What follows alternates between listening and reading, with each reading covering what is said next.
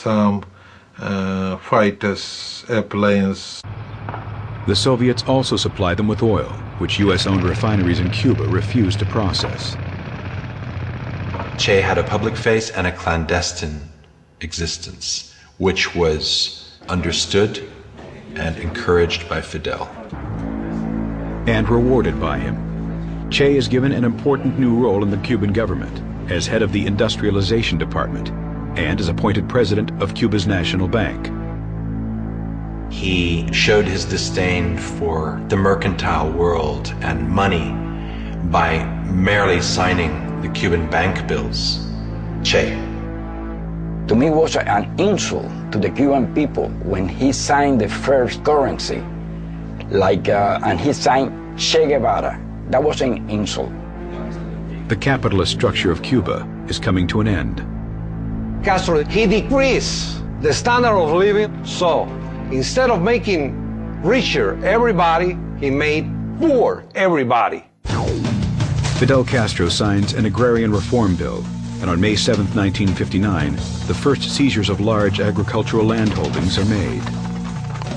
The people, they start to see the reality, what's coming on. And pretty soon, the Cubans, they start the exodus to Miami. As thousands flee Cuba, Che takes on an even more radical plan. A favorite argument of Che's was that in order for Cuba to become truly politically sovereign, it had to become economically independent of the United States. And the only way to do that was to sever all economic links with the United States. The United States has billions of dollars invested in Cuba. Everything was owned by the United States. The electricity company, the ports, the mines, the twice-daily airline shuttle to Miami, the television stations.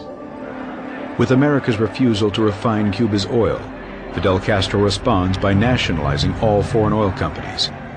In retaliation, the U.S. breaks all diplomatic relations. Less than 10 months later, all U.S.-owned companies are seized. Washington fights back and announces a trade embargo on all exports to Cuba. As tensions rise with the U.S., in Cuba, any opposition to the regime is viewed as counter-revolutionary and a crime. Even the practice of religion is frowned upon. Several dozen Catholic priests are expelled from the island.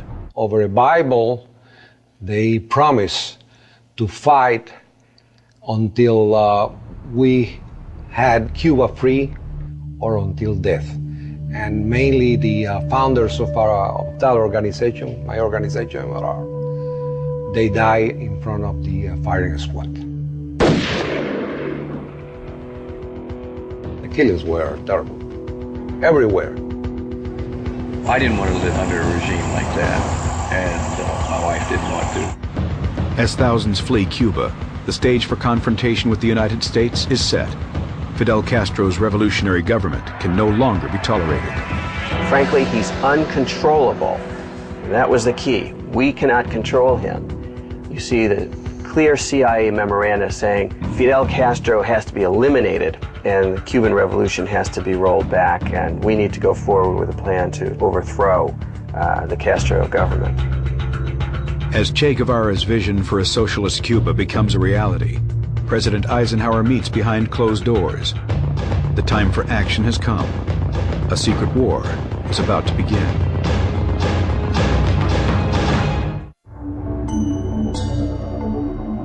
Within a year of Fidel Castro coming to power, the capitalist economy in Cuba has crumbled.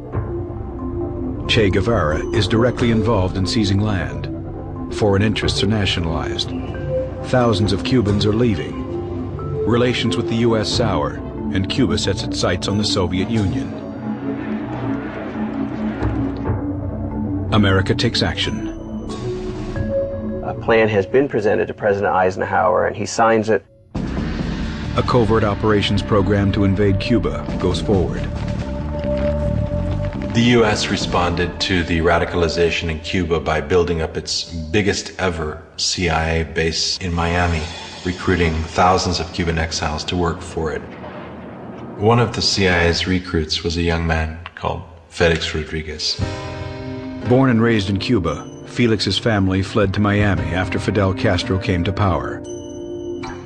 I learned that they were training camp to go and fight Castro, so I joined them. And I was then 18. The Cuban exiles train in Guatemala under the direction of the CIA, and a smaller group is sent into Cuba. Our team infiltrated Cuba before the invasion to work with the resistance. Back in the United States, John F. Kennedy is sworn into office on January 3rd, 1961.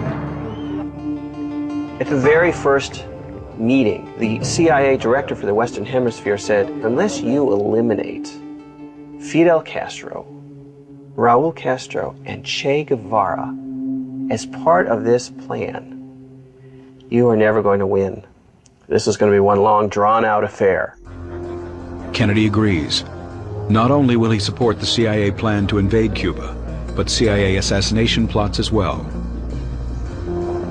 So, in August of 1960, a very high CIA official named Richard Bissell authorized the CIA to create poison pills that would then be sent to mafia contacts inside Cuba and somehow put in Fidel's food. Although the assassination attempts are unsuccessful, the plan to invade Cuba begins on April 15, 1961. It was in the course of the fighting that Fidel finally showed his true colors and announced that he was socialist, Marxist-Leninist, that the regime henceforth was going to be allied to the Soviet Union. Fidel Castro gives Che command of Cuba's Western Army, but the invasion comes further south in an area called Playa Girón, the Bay of Pigs. As the 1,500-man Cuban exile army known as Brigade 2506 approached the island on April 17, 1961, their boats are sunk by Castro's Air Force. We was waiting some support, like air support, Navy support, but nothing of that happened. Within 48 hours, this force was largely decimated. Che had been far from the action, but he and Fidel Castro are credited with fighting off the Americans. And they were heroes for everybody, in school, in the universities, on the Soviet leadership. For America's new president, the invasion is a disaster. There was a famous meeting between Che Guevara and a Kennedy aide named Richard Goodwin. The first thing he said to Goodwin was, "Thank you for the Bay of Pigs. It allowed our revolution to consolidate. Before the invasion, we were a somewhat fragmented, young government, but after the revolution, our victory and the kind of nationalist fervor that your invasion caused has allowed us to truly move forward far more stronger than we had been before." It backfired in every conceivable way possible. Fidel Castro and Che are convinced that America will invade again and turn to the Soviets for protection. My father told, we cannot protect Cuba using our conventional forces, so it must be signal. If you invade Cuba, you will be in trouble because we are serious. The last discussion about deploying missiles in Cuba, it was in Che Guevara and Khrushchev.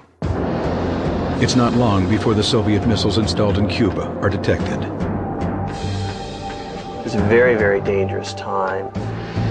Fidel Castro and Che pushed the Soviets to launch the missiles in the event of an American ground invasion.